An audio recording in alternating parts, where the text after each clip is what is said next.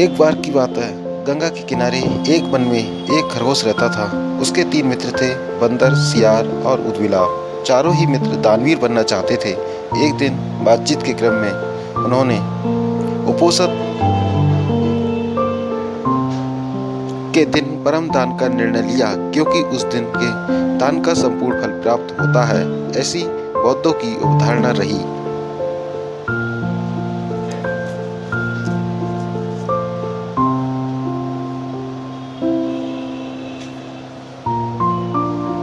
जब उपोषद का दिन आया तो सुबह सवेरे सारे ही मित्र भोजन की तलाश में अपने अपने घरों से बाहर निकले। घूमते हुए ऊदबिलाव की नजर जब गंगा तट पर रखी 7 लोहित मछलियों पर पड़ी तो वह उन्हें अपने घर ले आया। उसी समय सियार भी कहीं से दही की एक हांडी और मांस का टुकड़ा चुरा अपने घर को लौट आया। उछलता कूदता बंदर भी किसी बाग से पके फलों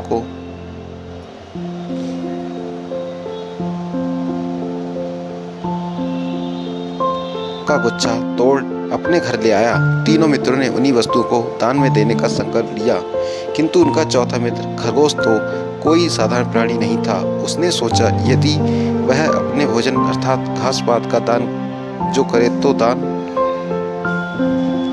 पाने वाले को शायद ही कुछ लाभ होगा। अतः उसने उपोषद के अवसर पर याचक को परम संतुष्ट करने के उद्देश्य से स्वयं को ही दान में देने का निर्णय लिया।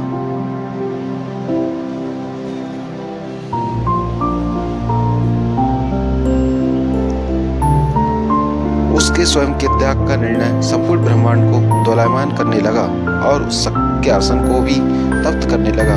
वैदिक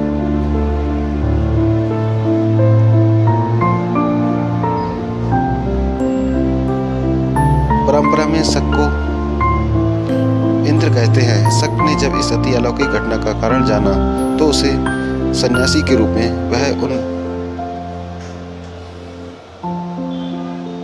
चारों मित्रों की दान परायणता की परीक्षा लेने स्वयं ही उनके घरों पर पहुंचे। ऊदबिलाव, सियार और बंदर ने शक को अपने अपने घरों से क्रमशः मछलियां, मांस और दही एवं पके आम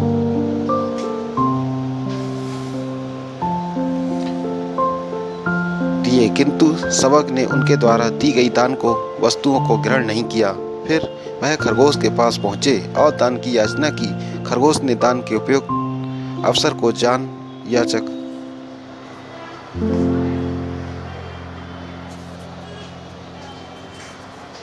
को अपने संपूर्ण शरीर के मांस को अंगीठी पे सेक कर देने का प्रस्ताव रखा। जब अंगीठी जलाई गई तो उसने 3 बार अपने रोमों को झटका, ताकि उसके रोमों में बसे छोटे जीव आग में न जलें।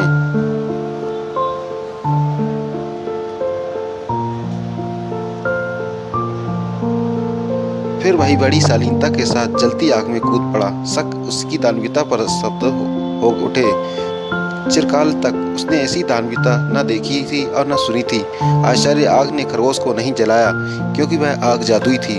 शक के किए गए परीक्षण का एक महाजाल था। सामूहिक शक ने तब खरगोश का प्रस्तुति गान किया और चांद के ही एक पर्वत को अपने हाथों से मसल चांद पर खरगोश का निशान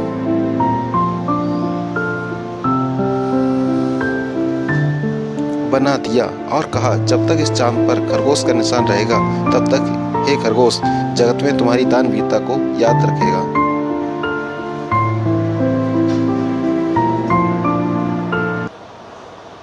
दोस्तों, कहानी कैसी लगी हमें कमेंट में लिख के बताएं।